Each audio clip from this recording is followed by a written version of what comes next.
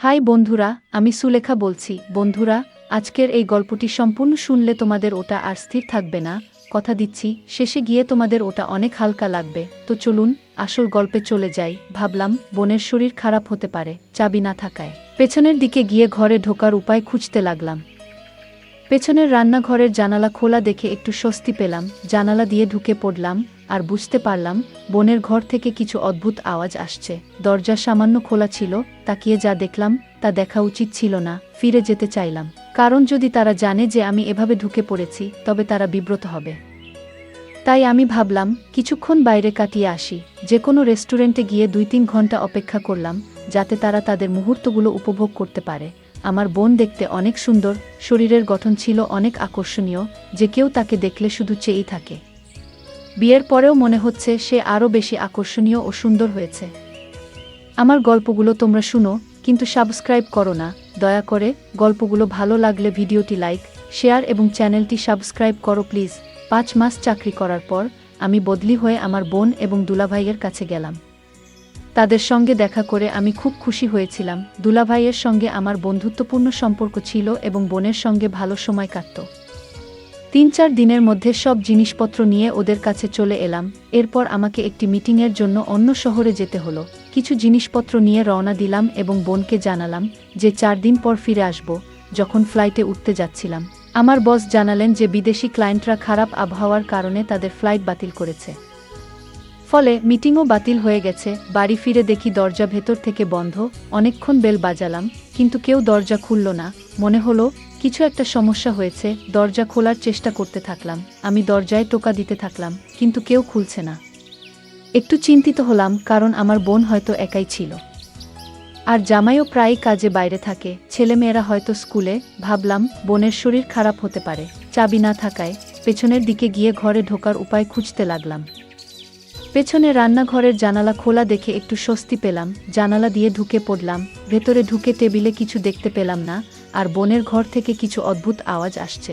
দরজা সামান্য খোলা ছিল, তাকিয়ে যা দেখলাম তা দেখা উচিত ছিল না। ফিরে যেতে চাইলাম, কারণ যদি তারা জানে যে আমি এভাবে ঢুকে পড়েছি তবে তারা বিব্রত হবে। তাই আমি ভাবলাম কিছুক্ষণ বাইরে কাটিয়ে আসি। যে কোনো রেস্টুরেন্টে গিয়ে ২-৩ ঘন্টা অপেক্ষা করলাম, যাতে তারা তাদের মুহূর্তগুলো উপভোগ করতে পারে। এগুলো ভাবতে ভাবতে একটি বিখ্যাত হোটেলে পৌঁছালাম। সেখানে হঠাৎ দেখি আমার জামাই কিছু লোকের সঙ্গে বেরিয়ে আসছেন। তাকে দেখে আমি অবাক হলাম। তিনি আমাকে দেখে বললেন, তুমি এখানে কি করছো? আমি বললাম, মিটিং বাতিল হয়ে গেছে। কিন্তু আপনি এখানে কি করছেন? তিনি বললেন, আমি সকালে এখানে মিটিং করতে এসেছিলাম। এখন মিটিং শেষ হয়েছে, তাই অফিসে ফিরে যাচ্ছি। কিন্তু তোমার মিটিং বাতিল হয়েছে, তুমি বাড়ি ফিরে যাওনি কেন? আমি চিন্তায় পড়ে গেলাম, কারণ আমার দেখা মানুষটা জামাই ছিলেন না, অন্য কেউ ছিল। মাথায় নানা প্রশ্ন ঘুরছিল। হঠাৎ আমার জামাই আমাকে জাগিয়ে বললেন, তুমি কি ভাবছো? আমি বললাম, কিছু না। দুলাভাই বললেন, তুমি বাড়ি ফিরে যাও। আমি কিছু বুঝতে পারছিলাম না, কি বলবো ভাবলাম। আমি এখানে কিভাবে এসেছি তা বলবো না। সেদিনেই তার ফেরার কোনো সম্ভাবনা নেই, কিন্তু আমি কেন এসব জিজ্ঞেস করছি সেটাও বললাম না। শুধু বললাম, এমনি জিজ্ঞেস করলাম। খাবার খেয়ে চুপচাপ আমার রুমে বসে রইলাম, কিন্তু মনে বারবার সেই দৃশ্যই ঘুরছিল। ভাবছি, বোনকে জিজ্ঞেস করা উচিত কেন সে নিজের হাতে গড়া সংসার নষ্ট করতে চাইছে। সে তো এত ভালো, স্বামীর প্রতি এত সম্মান, কোনো কিছুর অভাব হতে দেয় না, তাহলে কেন তাকে এভাবে ঠকাচ্ছে? কিন্তু আমি কিছু জিজ্ঞেস করতে পারিনি, কারণ পুরোপুরি নিশ্চিত নই, কতটুকু সত্য বুঝতে পারছি না। তখন থেকে বোনের প্রতি নজর দিতে শুরু করলাম। লক্ষ্য করলাম রাতের সবাই ঘুমিয়ে পড়লে সে বারান্দায় গিয়ে কারো সাথে ফোনে কথা বলে। এতে নিশ্চিত হলাম তার জীবনে অন্য কেউ আছে। আমার বস আমাকে জরুরি মিটিংয়ের জন্য একটি বড় হোটেলে পাঠিয়েছিলেন। মিটিং শেষ করে বেরোতে যাচ্ছিলাম, তখন দেখি বোন রিসেপশনে দাঁড়িয়ে আছে। সে লুকিয়ে একটি রুমে ঢুকে গেল। আমি নিচে অপেক্ষা করতে লাগলাম। প্রায় ২ ঘন্টা পর সেই রুম থেকে একজন লোক বের হলো। তাকে আগে কখনো দেখিনি। লোকটা চলে যাওয়ার পর বোনও হোটেলের বাইরে দাঁড়িয়ে রইল। কিছুক্ষণ পর একটা ট্যাক্সি এলো, আর বোন তাতে উঠে চলে গেল। আমিও আরেকটা ট্যাক্সি ডেকে তার ট্যাক্সিকে অনুসরণ করতে বললাম। মনে হলো বোন বাড়ি যাচ্ছে। বোনের ট্যাক্সি এগিয়ে যাচ্ছিল, আর আমি লুকিয়ে পিছু নিলাম। ট্যাক্সি এক হোটেলের সামনে গিয়ে থামল। বোন লিফট দিয়ে একটি রুমে ঢুকলো এবং প্রায় ২-৩ ঘন্টা পর বেরিয়ে এলো। তাকে দেখে হতবাক হলাম, কারণ তার সঙ্গে ছিল আমার বড় ভাই সুমন। বোন এবং ভাই কেন হোটেলের রুমে দেখা করছিল বুঝতে পারছিলাম না। তারা আলাদা ট্যাক্সি নিয়ে চলে গেল, আর আমি ভাবতে লাগলাম, এতগুলো পুরুষের সাথে বোনের সম্পর্ক কি? আমি কখনো বোনের চরিত্র নিয়ে সন্দেহ করিনি, কিন্তু আজ যা দেখলাম তা আমাকে ভাবিয়ে তুল। বোনকে জিজ্ঞেস করলাম, কেন এত মন খারাপ? সে বলল, বাসায় একঘেয়ে লাগে। তুমি কাজে আর বাচ্চারা স্কুলে, তোমাদের কারো কাছে আমার জন্য সময় নেই। একদিনের জন্য ছুটি নাও, আমরা সবাই মিলে কোথাও যাই। অনেকদিন কোথাও ঘুরতে যাইনি। আমি রাজি হলাম, কিন্তু মনে খোঁজ দিচ্ছিল। আবারও একদিন অফিস থেকে তাড়াতাড়ি ফিরলাম, আর বোন দরজা খুলছিল না। বুঝতে পারলাম সেদিন হোটেলে যাওয়ার লোকটি আজও এসেছে। এই ভেবে আমি খুব রেগে গেলাম, আর রান্নাঘর দিয়ে ঘরে ঢুকলাম। ভেতরের সবকিছু ছড়ানো ছিটানো ছিল। হঠাৎ বোনের চিৎকার শুনতে পেলাম।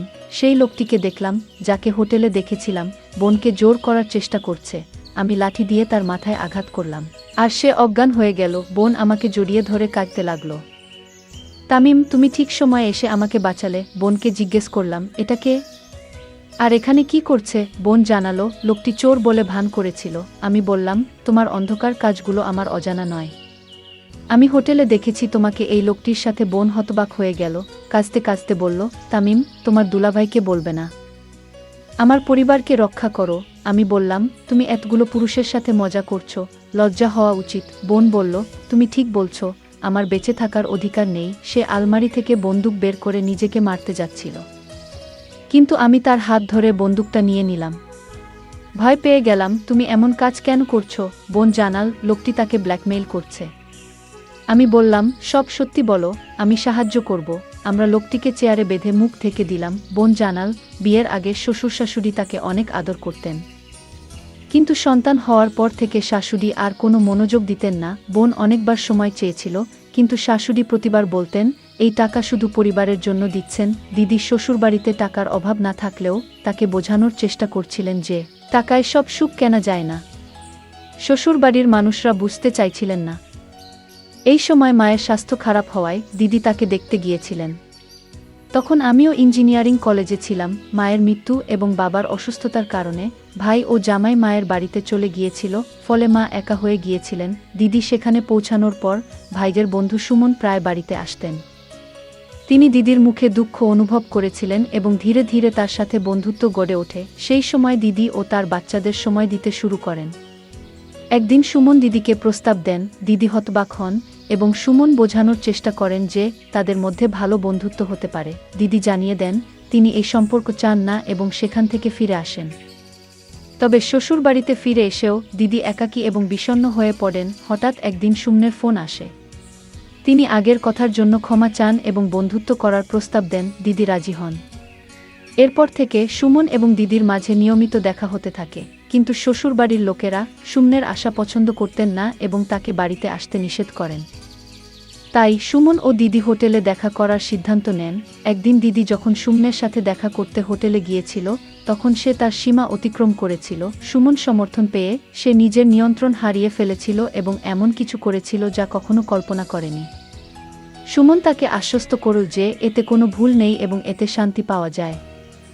দিদি ফিরে এসে আবার যোগাযোগ রাখতে শুরু করল এবং সুমন পুনরায় দেখা করতে চাইল। সুমন তার বন্ধুর বাসা একদিনের জন্য ভাড়া নিয়েছিল। তার বন্ধু শহরের বাইরে ছিল, তাই সুমন দিদিকে সেখানে নিয়ে গেল। তারা সেখানে তাদের আকাঙ্ক্ষা মেটাল। ফিরে এসে দিদি আবার তার দৈনন্দিন জীবনে ব্যস্ত হয়ে পড়ে। একদিন সুমনের ফোন আসে এবং সে জানায় তার বন্ধু কুমার একটি ভিডিও তৈরি করেছে। কুমার তাদের শেষবারের সাক্ষাতে একটি ক্যামেরা বসিয়ে ভিডিও রেকর্ড করেছিল। এখন সে সুমনকে ব্ল্যাকমেইল করছে। এই কথা শুনে দিদি হতবাক হয়ে যায় এবং তার জামাইয়ের কাছে যাওয়ার সিদ্ধান্ত নেয়। 2-3 দিনের জন্য তার বাবা মা তাকে অনুমতি দেন। বোন সেখানে পৌঁছানোর পর কুমার শর্ত দেয় যে ভিডিওটি কাউকে দেখাবে না যদি দিদি তার সাথে একই কাজ করে যা সে সুমনের সাথে করেছিল। দিদির পায়ের তলা থেকে মাটি সরে যায়। দিদি তখন অসহায় বোধ করল এবং কুমারের চাপে পড়ে তার সাথেও একই কাজ করল। সে ভেবেছিল যে এখন এই সব থেকে মুক্তি পাবে, কিন্তু তা হয়নি। কুমার ক্রমাগত ব্ল্যাকমেইল করতে থাকল এবং তাদের বাড়ির ঠিকানাও পেয়ে গেল। যে কোনো সময় সে বাড়িতে এসে তাদেরকে হুমকি দিত এবং ধীরে ধীরে টাকা দাবি করতে শুরু করে। দিদি একটি ফাঁদে আটকা পড়েছিল। দিদি বলল, আমি যদি তাকে বলতাম যে আমি কুমারের সাথে একই কাজ করেছি, তবে সে আমাকে প্রতারক মনে করত। যদিও আমি প্রতারক নই। দিদি কাঁদতে কাঁদতে এসব বলল। এদিকে কুমারের জ্ঞান ফিরল। আমি তার ফোন ছিনিয়ে নিয়ে ভিডিও ডিলিট করে দিলাম এবং বললাম, আজ যদি তোমাকে কোথাও দেখা যায় পুলিশে অভিযোগ করব। কুমার হাসতে হাসতে বলল, তুমি কি মনে করছো আমার ফোন থেকে ভিডিও মুছে দিলে তোমার বোনকে বাঁচানো যাবে? সুমনের ফোনে ভিডিও রয়েছে। সুমন আর আমি একসাথে তোমাকে ব্ল্যাকমেইল করেছি, তোমার কাছ থেকে টাকা নিয়েছি। আমরা দুজনে মিলে তোমার ফায়দা লুটেছি। এই কথা শুনে দিদি কাঁদতে শুরু করল। এখন আমার কাছে মরে যাওয়া ছাড়া আর কোনো উপায় নেই। আমি আমার সুপ্রতিষ্ঠিত সংসার নষ্ট করে ফেলেছি। যদি আমি আমার আকাঙ্ক্ষাকে নিয়ন্ত্রণ করতাম তাহলে আমাকে এই দিনটি দেখতে হতো না। আমি তাকে শান্ত করে বললাম, এখন কোনো বোকামি করো না। তুমি এমনিতেই তোমার জীবন নষ্ট করেছ। এখন থেকে শক্ত থাকো এবং সব ঠিক হবে। দিদি, অনেক চেষ্টা করেছ, কিন্তু এখন অন্তত এমন কিছু করো না যা আরও বিপদে ফেলবে। তোমার সন্তানদের কথা ভাবো। তাদের কি হবে যদি তোমার কিছু ঘটে? সে কাঁদতে কাঁদতে বলল, আমার কাছে মরণ ছাড়া আর কোনো উপায় নেই। আমি তাকে বললাম, চিন্তা করো না, একটু শান্ত হও। দিদিকে বললাম, তোমার জামাইকে সব বলে দাও। সে ভয় পেয়ে কাঁদতে লাগল। আমি তা করতে পারবো না, সে আমাকে তালাক দেবে। আমি বললাম, তুমি যদি সত্যতা না বলো তাহলে কোনো উপায় নেই। কুমার তখনও দিদিকে ব্ল্যাকমেইল করার চেষ্টা করছিল। হঠাৎ দিদির ফোন উঠল। সে ভয় পেয়ে গেল। আমি তাকে বললাম, চিন্তা করো না, কল ধরো। তিনি কলটি ধরলেন এবং জানলেন যে তারা 2 ঘন্টার মধ্যে বাড়ি পৌঁছাবেন। আমি বললাম, তুমি সব কিছু ঠিকঠাক রাখো। আমরা কুমারকে আমাদের ঘরে আটকে রাখব যতক্ষণ না তারা আসে। শ্বশুর শাশুড়ি বাসায় আসতেই আমরা স্বস্তির নিঃশ্বাস ফেললাম এবং কুমারকে ভালো করে বেঁধে রাখলাম। পরের দিন দিদি তাকে চা বানিয়ে দিল। আমি চায়ে ওষুধ মিশিয়ে দিলাম। সে চা পান করার সাথে সাথে জ্ঞান হারাতে শুরু করল। আমি পুলিশকে ফোন করে জানালাম কিভাবে কুমার তাকে ব্ল্যাকমেইল করছিল এবং তার ভিডিও করেছে। পুলিশ এসে ভিডিও ডিলিট করল এবং কুমারকে গ্রেপ্তার করল। আমি দিদিকে বললাম, এখন থেকে শক্ত থাকো, সব ঠিক হয়ে যাবে। এরপর এসব ঘটনা সবার কাছ থেকে লুকিয়ে রেখেছি, কারণ এসব জানলে আমার বোনের জীবনটা আরও নষ্ট হয়ে যেত। তাই পরে আদালতের সব কাজ আমি করেছি। আমার বোনকে আর এসবে নিয়ে আসিনি, তাদেরকে আমি কঠিন শাস্তি দিয়েছি। বোন আমাকে অনেক ধন্যবাদ দিল, কারণ আমার জন্যই বাড়িটি ধ্বংস থেকে রক্ষা পেল। সে প্রতিশ্রুতি দিয়েছিল যে এবার থেকে সে শুধু তার সন্তানদের দিকে মনোনিবেশ করবে। গল্পটা কেমন লাগলো জানাতে ভুলবে না। আরও মজার মজার রোমান্টিক গল্প শুনতে চাইলে ভিডিওটি লাইক, শেয়ার এবং চ্যানেলটি সাবস্ক্রাইব করতে এবং বেল আইকনটি টিপতে ভুলবে না। ধন্যবাদ।